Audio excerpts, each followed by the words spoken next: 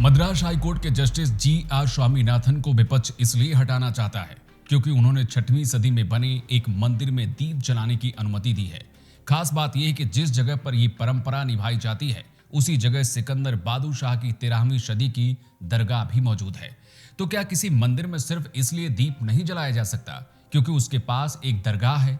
क्या किसी जस्टिस को सिर्फ इसलिए हटाया जा सकता है कि उन्होंने एक मंदिर में दीप जलाने की अनुमति दी है? या फिर ये वोट बैंक की राजनीति अब संवैधानिक संस्थाओं को भी ब्लैकमेल करने की हद तक पहुंच चुकी है?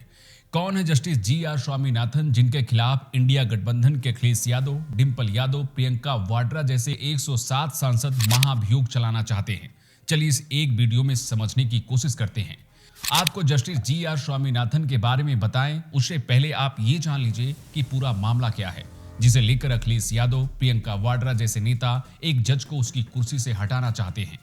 दरअसल तमिलनाडु के मदुरै जिले के थिरुपरन कुंद्रम पहाड़ी पर 6वीं सदी का 1400 साल पुराना सुब्रमण्यम स्वामी मंदिर है, जहां सदियों से दीप जलाने की परंपरा रही है। लेकिन स्थानीय अधिकारियों ने कानून व्यवस्था का बहाना बनाकर इस प्राचीन अनुष्ठान पर इसलिए रोक लगा दी क्योंकि सुब्रमण्यम स्वामी मंदिर के पास ही 13वीं सदी में बनाई गई सिकंदर बादशाह की दरगाह भी है।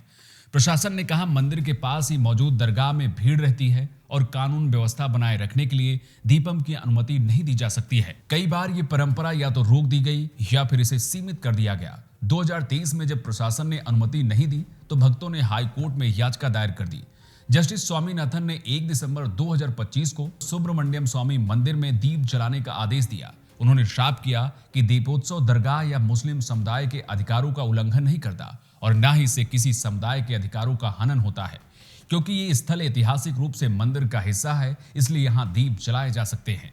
आपको यहाँ ये भी समझना जरूरी है कि जस्टिस स्वामीनाथन ने मंदिर के दीप स्तंभ पर कार्तिकेय दीपम त्योहार के दौरान दीप जलाने की पुरानी परंपरा को ही बहाल करने का आदेश दिया है। ये कोई नई परंपरा नहीं है, लेकिन फिर भी इस आदेश के बाद तमिलनाडु की सत्तारूढ़ पार्टी डीएमके कोर्ट के इस फैसले से आग बबूला हो गई। उनका आरोप था कि जस्टिस जी आर स्वामीनाथन ध्रुवीकरण कर रहे हैं और इस फैसले को कानून व्यवस्था का हवाला देते हुए आदेश लागू करने से मना कर दिया। जिसके बाद जस्टिस स्वामीनाथन ने अवमानना याचिका पर सुनवाई करते हुए भक्तों को सीआईएसएफ की सुरक्षा में दीप जलाने की अनुमति दे दी और यही बात इंडिया गठबंधन के नेताओं को चुभ गई और वो उस जज के खिलाफ ही खड़े हो गए जिसने सैकड़ों साल पुरानी परंपरा को सिर्फ लागू किया है जो पहले से चली आ रही थी, जिसे सिर्फ इसलिए रोका जा रहा था क्योंकि उसी जगह पर एक दरगाह भी मौजूद थी। अब सोचिए कि सिर्फ वोट की राजनीति के लिए किस लेवल का इस देश में तुष्टीकरण चल रहा है, जहां एक हाईकोर्ट के जज का सिर्फ इसलिए विरोध किया जाता है क्योंकि उसने 1400 साल पुरानी परंपरा को जारी रखने की अनुमति दे दी है। सवाल सिर्फ एक मंदिर का नहीं है, न्यायपालिका की स्वतंत्रता का भी है। भारत का लोकतंत्र 3 स्तंभों पर टिका है, विधायिका, कार्यपालिका और न्यायपालिका पर।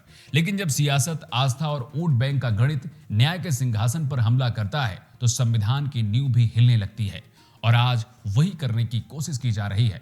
देश का सबसे बड़ा राजनीतिक गठबंधन एकजुट होकर महाभियोग के जरिए एक जज को हटाना चाहता है जिसने दीप जलाने की अनुमति दी है। अब सोचिए कि पश्चिम बंगाल में पुलिस प्रोटेक्शन में उस बाबर के नाम पर बाबरी मस्जिद की नींव रखी जाती है जिसने हिंदुस्तान की आस्था को कुचला, हजारों मंदिरों को खंडहर में तब्दील कर दिया। लेकिन जब तमिलनाडु में एक मंदिर में दीप जलाने की अनुमति अदालत देती है तो तमिलनाडु की सत्तारूढ़ पार्टी डीएमके उसे कानून का हवाला देकर मानने से इंकार कर देती है। जब justice G R Swaminathan CISF की सुरक्षा में खुद दीप जलाने की लोगों को अनुमति देते हैं तो उनके खिलाफ इंडिया गठबंधन की प्रियंका गांधी, समाजवादी पार्टी के अखिलेश यादव, एनसीपी की सांसद सुप्रिया सुले और ओवैसी जैसे नेता उस जज को हटाने के लिए महाअभियोग का नोटिस लेकर स्पीकर तक पहुंच जाते हैं।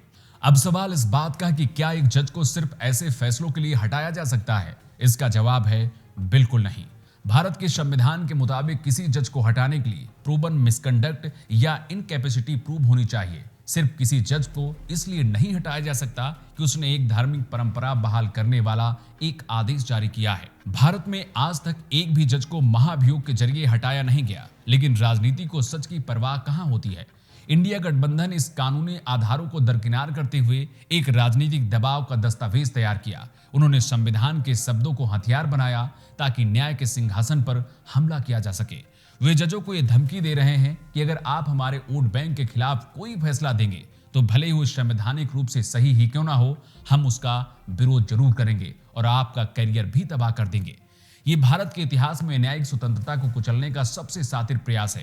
अगर ऐसे ही चलता रहा तो देश का हर जज फैसला सुनाने से पहले संविधान की किताब नहीं बल्कि राजनीतिक दलों की चुनावी मैनिफेस्टो देखेगा। सवाल इस बात का नहीं है कि दीप जलाया गया या फिर नहीं जलाया गया। असली सवाल तो यह है कि भारत का लोकतंत्र अब किस दिशा में धकेला जा रहा है। एक और 1400 साल पुरानी परंपरा है जो किसी समुदाय का हक नहीं छीनती और ना ही किसी पर जबरन थोपी जा रही है, बस अपनी आस्था के दीपों को जलाए रखने की कोशिश करती है।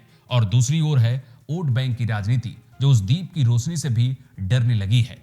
न्यायपालिका लोकतंत्र का अंतिम किला है। अगर ये भी राजनीति की छाया में गिर गया तो फिर ना मंदिर बचेगा और ना ही मस्जिद, और सबसे कमजोर हो जाएगा भारतीय नागरिक का अधिकार। वैसे इंडिया गठबंधन ने जो जस्टिस जी.आर. स्वामीनाथन को हटाने का फैसला किया है, उसे लेकर आपकी अपनी राय क्या है?